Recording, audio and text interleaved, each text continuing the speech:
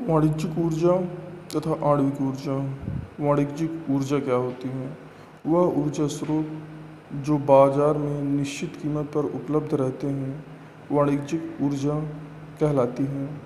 वाणिज्यिक ऊर्जा बिजली, कोयला तथा शुद्ध पेट्रोलियम से बने उत्पाद के रूप में उपलब्ध हैं। वाणिज्यिक ऊर्जा आधुनिक दुनिया में औद्योगिक, कृषि, परिवहन और वाणिज्यिक विकास का आधार बनती है। औद्योगिक देशों में वाणिज्यिक ईंधन न केवल आर्थिक उत्पादन के लिए बल्कि सामान्य आबादी में कई घरेलू कार्यों के लिए प्रमुख स्रोत है, जैसे बिजली, लिग्नाइट, कोयला, तेल, प्राकृतिक गैस आदि। आणविक ऊर्जा, जिसे हम नॉन कमर्शियल एनर्जी के नाम से भी जानते हैं, वह ऊर्जा स्रोत जो मूल्य के लिए वाणिज्यिक बाजार में उपलब्ध नहीं है, उन्हें आणविक ऊर्जा के रूप में वर्गीकृत किया गया है। आणविक ऊर्जा स्रोत में जलाने वाली लकड़ी, पशुओं का गोबर तथा कृषि अपशिष्ट जैसे ईंधन शामिल हैं, जो पारंपरिक रूप से इकट्ठा किए जाते हैं, जिन्हें पैसे से नहीं खरीदा जा सकता है तथा ज़्यादातर गांव के प्रत्येक घर में उपयोग किया जाता है। इन्हें पारंपरिक ईंधन भी कहा जाता है।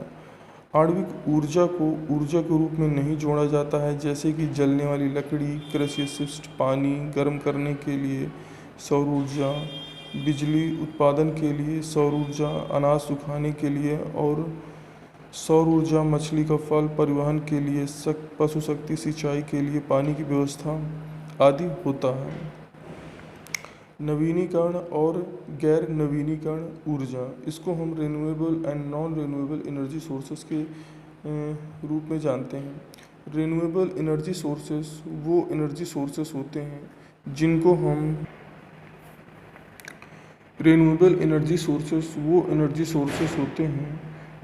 कि हम जब चाहें तब यूज़ कर सकते हैं। But non renewable energy sources ऐसे सोर्सेस होते हैं जिनको कि हम सिर्फ कुछ समय के लिए यूज़ कर सकते हैं, जैसे कि आपका हो गया पेट्रोलियम, कोयला। क्योंकि हमारे जो वातावरण में है, जो भी एनर्जी सोर्सेस हैं लिमिटेड होने की वजह से हम उनको बहुत ही कम समय के लिए यूज कर सकते हैं। इसीलिए हमारी जो गवर्नमेंट है कुछ ऐसे एनर्जी सोर्सेस के बारे में ध्यान केंद्रित कर रही है, जिससे कि हम भविष्य में आने वाले जो एनर्जी के प्रॉब्लम्स हैं उसको हम सॉल्व कर सकें। क्योंकि आगे चलकर ये जो एनर्जी की प्रॉब्लम है यह काफ़ी हद तक हमारी बढ़ने वाली है। क्योंकि आप लोग रोज़ नए न्यूज़पेपर्स में, अदर्स में देखते होंगे कि आता है कि कोयला की खपत बढ़ती जा रही है, पेट्रोलियम की खपत बढ़ती जा रही है और समय के साथ साथ ये हमारे घटते चले जा रहे हैं। तो जाहिर सी बात है कि किन्हीं न किन्हीं चीज़ों की कमी को पूरा करने के लिए हमें उनके कुछ ना कुछ सप्लीमेंट तो ढूंढने ही पड़ेंगे। तो जो सप्लीमेंट हमें प्राप्त हैं, जैसे कि वायु ऊर्जा हो गई, सोलर एनर्जी हो गई, विंड एनर्जी हो गई, बायोमास एनर्जी हो गई, तो ये हमारे क्या हैं? ये एक प्रकार के स्रोत हैं जिनको हम नॉन रिन्यूएबल एनर्जी सोर्सेज की जगह पे हम यूज़ करते हैं।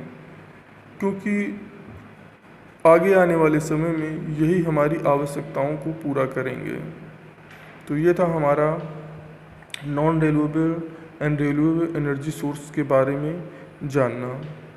अब आगे वाले चैप्टर में हम ऊर्जा के वैकल्पिक स्रोतों की आवश्यकता क्या है, भूमंडलीय ऊष्मीकरण क्या है, जिसे आप ग्लोबल वार्मिंग के बारे में जानते हैं, इसके बारे में जानेंगे। और स्टूडेंट जो भी हैं, मेरे इस चैनल को आप लोग सब्सक्राइब कर लें, जिससे कि जब भी मैं वीडियो डालूं तो आपको मिल सके। Thank you.